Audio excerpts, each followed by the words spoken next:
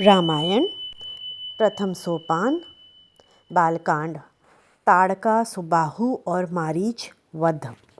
दोनों राजकुमारों को लिए मुनि विश्वामित्र वन मार्ग से चले जा रहे थे।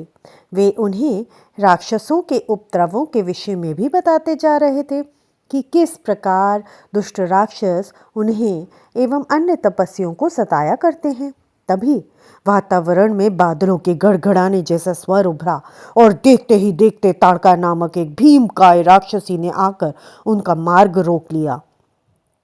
क्रोधित होकर वह बोली, तो तुम इन बालकों को लाए हो अपनी रक्षा के लिए, इन्हें तो मैं कच्चा चबा जाऊंगी।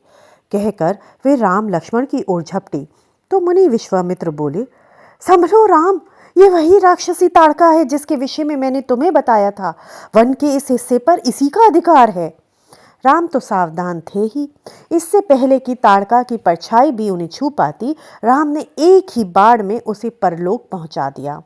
ताड़का का वध करने का राम का पराक्रम देखकर मुनि विश्वामित्र बेहद प्रसन्न हुए। बोले, हमने तुम्हारा और लक्ष्मण का चयन करके गलती नहीं की राम। फिर आश्रम में जाकर उन्होंने उन्हें दिव्यास्त्र भेंट करे।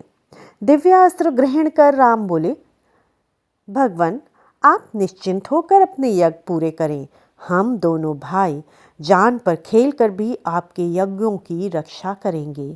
मुनि विश्वामित्र ने उन्हें आशीर्वाद दिया। फिर अन्य मुनिजनों तथा यज्ञ की तैयारी में व्यस्त हो गए। उधर सुबाहु और मारीच को जैसे ही ताड़का की मृत्यु की खबर मिली, वैसे ही वे क्रोध में पागल हो उठे और मुनियों को सबक सिखाने के लिए यज्ञशाला आ पहुँचे। उनके साथ उनके अनेक दूसरे साथी भी थे। यज्ञ प्रारंभ हो चुका था। तभी राक्षस वहां आ पहुंचे और यज्ञ भंग करने की कुछ चेष्टा करने लगे।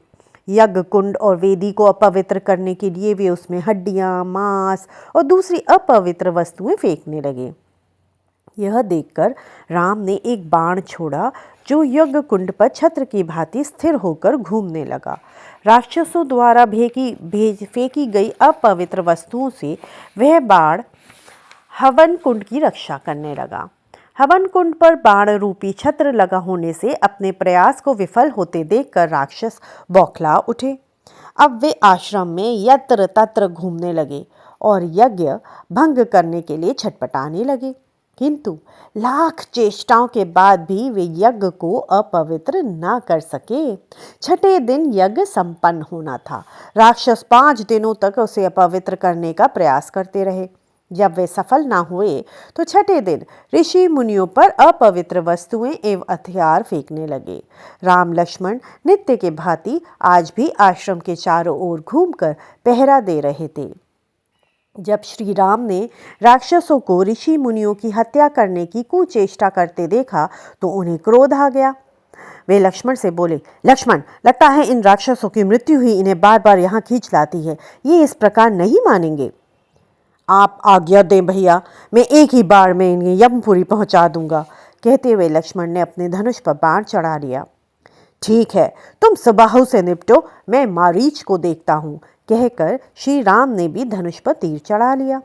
लक्ष्मण ने सुबाहु का निशाना साध कर तीर छोड़ा और देखते ही देखते उसका वध कर डाला। श्री राम ने मारीच को एक ऐसा बाण मारा कि मारीच चिंघाड़ता हुआ 100 मील दूर समुद्र में जाकर गिरा। इस प्रकार छठे दिन मुनियों का यज्ञ सफल हुआ। यज्ञ की सफलता पर सभी मुनि हर्षित हो उठे और सभी ने राम लक्ष्मण को आशीर्वाद दिया। आगे की कथा अगले वीडियो में। तब तक के लिए जय श्री राम।